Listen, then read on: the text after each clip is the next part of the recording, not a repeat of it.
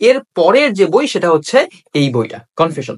কনফেশনের শুরুটা হয়েছে অনেক এরকম ভাবে যে আমরা আমাদের প্রচলিত অ্যান্টি হিরো বাস্টার্ডকে আবার দেখতে পারি। বাস্টার্ড আম, কোনো একটা কিছুর প্রতিশোধ নেয়, কোনো একটা ব্যক্তিকে হচ্ছে ইটের ভাটায় পুড়ায় মারার মাধ্যমে। তো কেন প্রতিশোধ নেয় গল্পটার ভেতরে আছে।